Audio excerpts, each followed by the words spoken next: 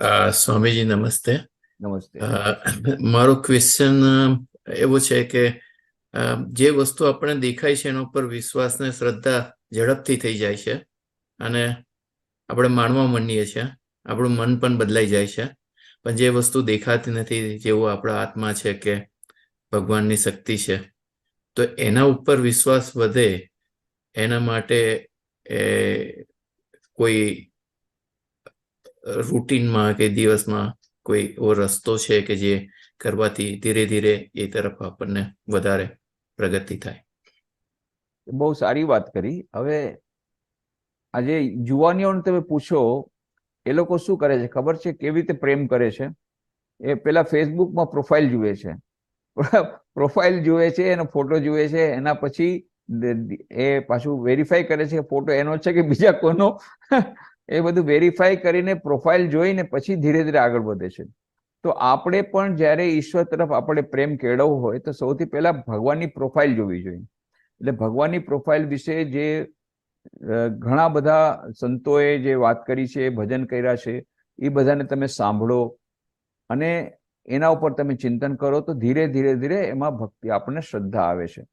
They have describe કે એની qualities શું છે, ઈશ્વરની શું ક્વોલિટીઝ છે, એના વિશે એ લોકોએ જે વર્ણન કર્યું છે, જે લોકો એમને જોયા છે, જે લોકો અનુભવ્યા છે, એ આપણે એ સત્સંગ ઇઝ વેરી ઇમ્પોર્ટન્ટ. સત્સંગ પછી ફિઝિકલ સત્સંગ ન પણ થાય, આવી રીતનું ઈ સત્સંગ થાય, પણ એ જે સંતો છે એના મોઢેથી એમના વિશે સાંભળીને અથવા જે ભજન છે એમાં જે વાંચીને અને જે ભજન સાંભળીને આ બધું કરતા કરતા કરતા ધીરે ધીરે આપણને ઈશ્વર તરફ શ્રદ્ધા આવે છે.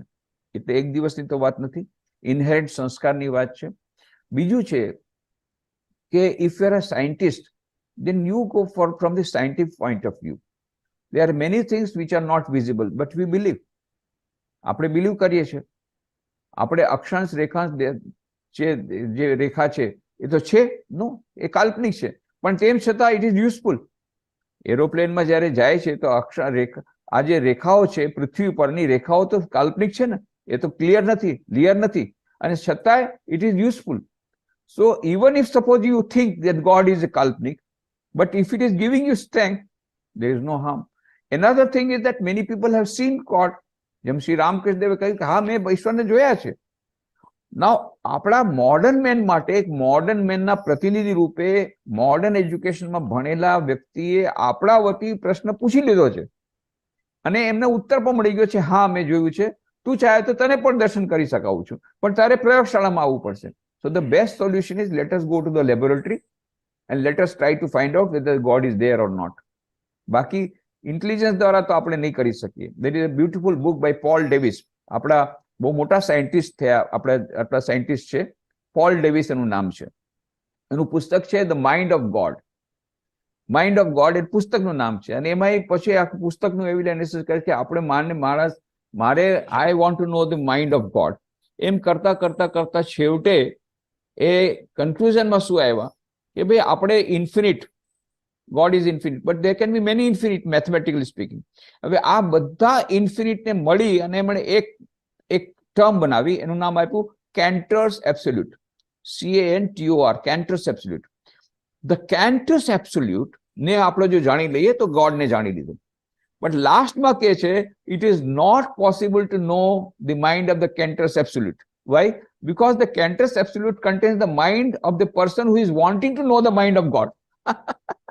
So how do you know the knower? Knowing the knower. How do you know? Now, I am not only the object, but I am also the subject. So how do you know the subject?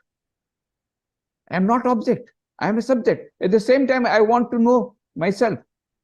So that is why we have a unique capacity of transcending ourselves. We will have to transcend ourselves. Then only we'll come to know the reality. So we have to use this our special prerogative. A man has unique capacity of transcending himself and perceiving himself in the act of perception. So એ આપણા એના માટે આપણે સાધના કરવી પડશે. So we have to undergo spiritual practices. જે spiritual practice મેં વાત કરી, experimentally I know there is no God, I know there is no Atman, I know there is no Paramatman, but let me follow these 4 methods. and let me find out for myself whether I'm getting happiness and peace in everyday life, whether I'm going towards the eternal happiness and peace or not. Let us, why not experiment? We are making many experiments. Make one more experiment in life. So you can make an experiment and go ahead.